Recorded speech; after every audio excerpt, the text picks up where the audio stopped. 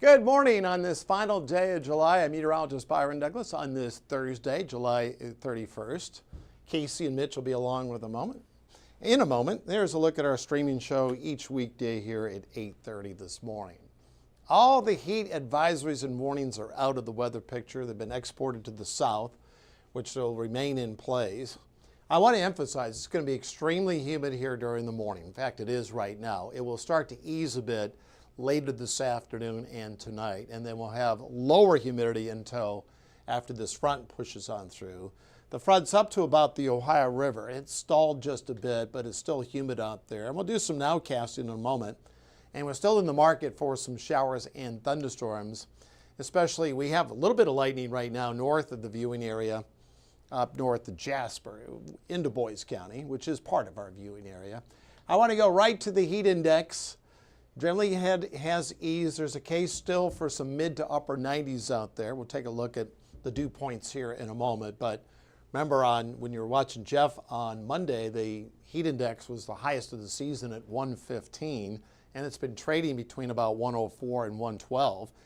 We've had 11 days in a row at 90 or greater, and today our high temperature will come early. We do have a flooding threat. I think the greatest threat overall is I'll take this full and appreciate it. I'll give a shout out to some of you folks still setting stuff up here, so I do appreciate it. Thanks for tuning in. Good morning, Dan, Laura, watching down in Dawson Springs. Laura, enjoy your day off. William, good morning to you. Skylar, and then a couple of Williams watching. Julie, Dupree as well.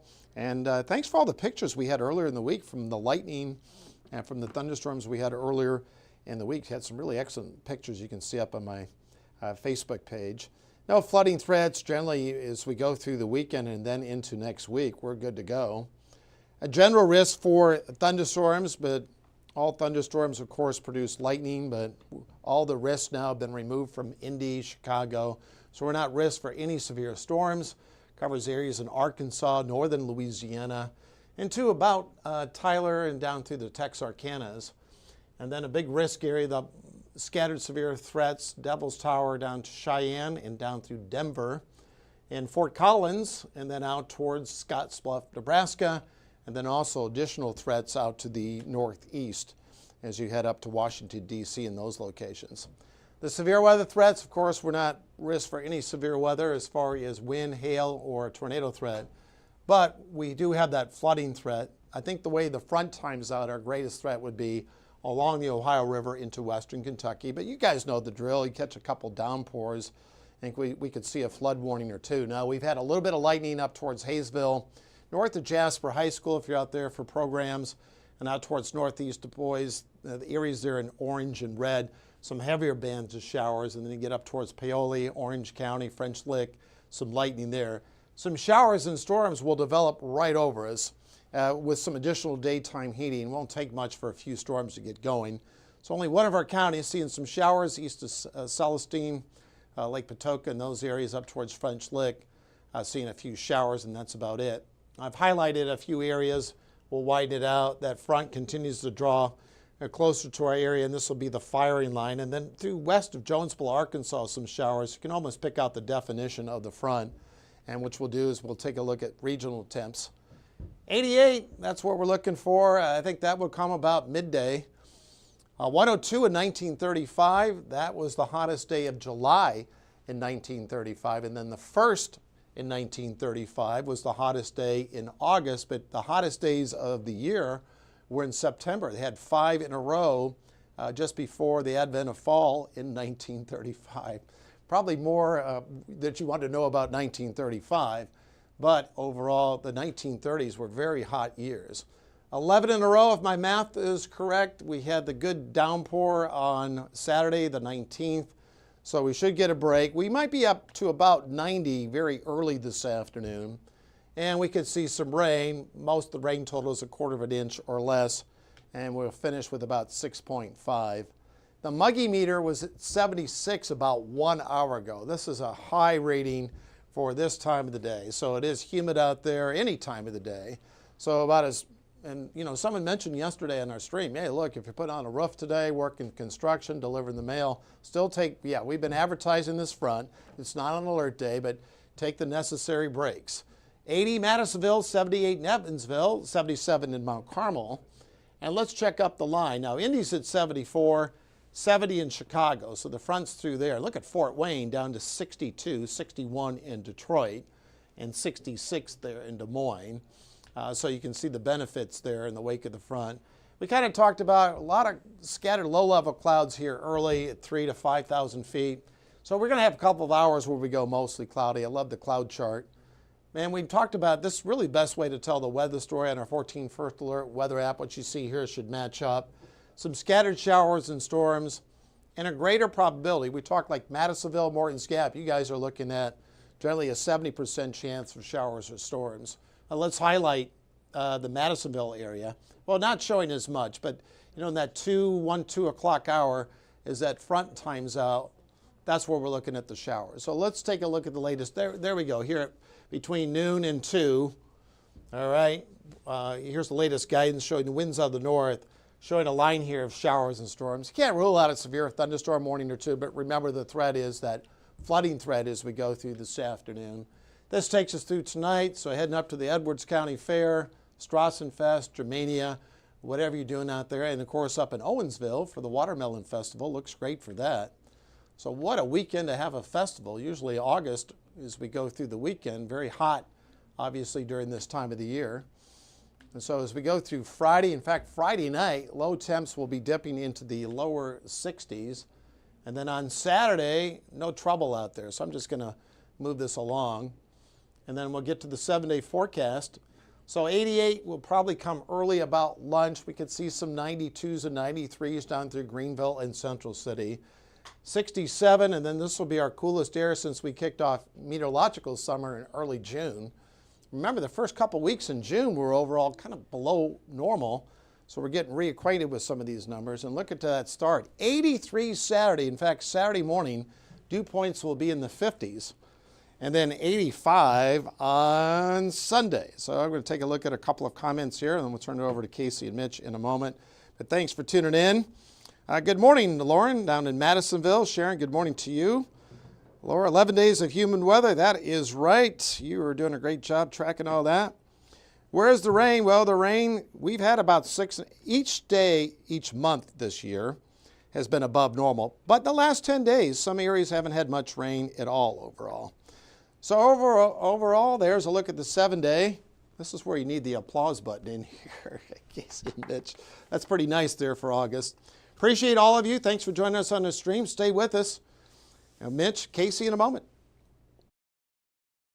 Stay informed on your local news and weather throughout the day by watching the 14 First Alert streaming shows. At 8:30 a.m., get your First Alert forecast to plan the day ahead and catch up on the news that happened overnight with the 14 News Sunrise team.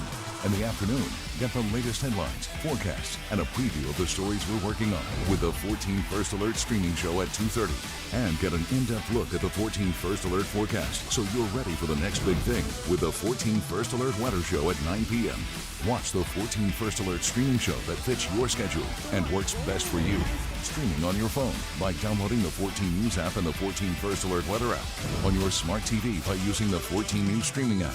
And stream anytime on Facebook, YouTube, or on 14news.com. Stay connected and stay informed by watching the 14 First Alert streaming shows on your favorite streaming devices.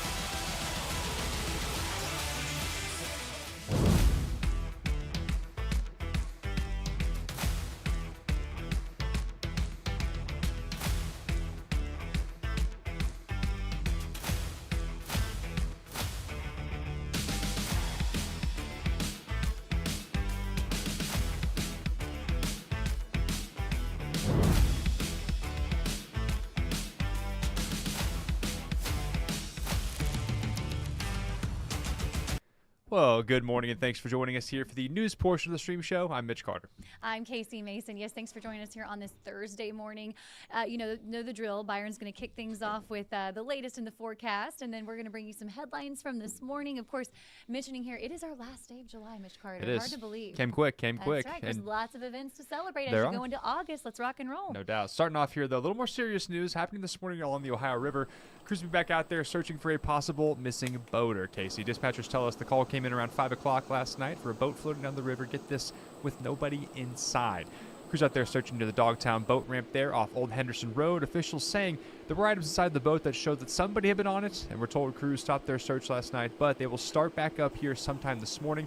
Of course, once we get an update on that, we'll let you know the latest. All right, Mitch, I'm going to pull up the video for this next story. I'll let you take it away on this as well. You got it. Work's now underway on the old Cargus Furniture Factory here at Evansville, actually not far from our station here. The building there is on Maryland Street. It's being turned into apartments. A construction worker there on site told us demolition work began earlier this month, and he says he believes it'll take about a year before it's completed. Now, kind of a neat little history fact here. The Cargus Furniture Building was founded back in 1886, been vacant since 2014, and is actually recognized as a historic property. So when that gets wrapped up there, kind of a neat little apartment complex. Could be a cool place to live. Yeah, definitely hope they can find something good to do with that there. That's great. And of course, we talked about these events that are happening all across the tri-state. Our heat is ending just in time for these. We got 3 events that are happening that are going to all kick off today. Let's go ahead and tell you about the first one here. It is the Strassenfest. I like to say that. Strassenfest. Very It kicks German. off in DuBois County. The German Heritage Festival has been held in Jasper every year since 1979. Of course, you being a DuBois County boy, you've been there a I'm time or familiar. two. That's I've right. been. I too have attended. And there are plenty of activities, including German-inspired food, games, and a half pot. And right now, get this, you guys, the total for that half pot is just under $46,000. So go ahead and get your tickets. They are on sale through August 13th. There you go. And moving on now to one here in Evansville, close to my heart. Germania Manacwar's 63rd annual Volksfest kicks off today. Celebration there of German food, music, and tradition. And officials say it's one of the tri-state's longest running events. The event takes place today through Saturday. Expect many things this year, including a back-to-school bash there, and of course, that coveted brat toss. Oh my! Are you familiar with this? I know about it, but I think you're a little more familiar. I am. Go ahead and humbly brag. There, You're Mitch listening to Carter. the 3-time reigning champion here of the brat toss. Myself and Jordan Yandy. We did retire last year, so looking for somebody here from 14 to take our place. Could be you, Casey. You know, we have a lot of tri-state athletes that make it big out of this area. We've got Lily King, we've talked about Jackie Young, of course, but to find out the skill that it must take, sir, teach us your ways. I can't wait to see more. Yeah, a lot of you can't teach that. A lot of athletic prowess here on the morning on 14 News Sunrise. But the back-to-school bash here, right? A little more important, happening from 10 to 1 on Saturday. Officials out there saying the first 200 kids that show up will receive backpacks with school supplies. There's also going to be tons of activities there for children 12 and under at the event. Should be lots of fun. All right, and finally, I'll take this one here, Mitch. This is my neck of the woods there. We talked about DuBois County. Now over to Gibson County. It's the start of the annual Owensville Watermelon Festival. And though I haven't thrown many watermelons, I have attended this festival many a time. It's going to kick off tonight at 5 o'clock. That's when rides and booths and the Watermelon Tractor Show, Bingo, and the Baby Contest are all going to begin. At 6:45, you have the Lifetime Achievement Awards ceremony. And then at 7 o'clock, you can check out the Junior Miss and the Queen Pageant as well. All of this going to be happening on Main Street there in Owensville. I want to know more. What is a baby contest? I guess just cute baby. I You just bring guess. your baby. Yeah, I don't Do they know. make the babies? Do they have to throw? I hope sausage not. or- I hope they make it for the babies. I hope the babies stay on the ground. I know it's funny. I've heard of like the Junior Miss and like the Little Miss pageants and stuff, but the baby contest I've never heard. So Yeah, you I don't know if what? they've got any talents or anything. They ask some so questions, just whatever hold they. them. Yeah, to show them off. I mean, they're all cute. I'm sure. Seems easy so- enough, you know. Yeah, I I'm mean- excited to see that. Of course, the Watermelon Festival there, Volksfest, Strassenfest, a lot of German heritage Yes. around Southern Indiana as well. I had one so. of our producers. They said, "Hey, you're going to be needing to say the word Germania Manicore. Do you know how to say that?" And I said, "Again, I'm from this area, Yes, folks. I'm familiar. I know how to say it." You say Germania Manicore.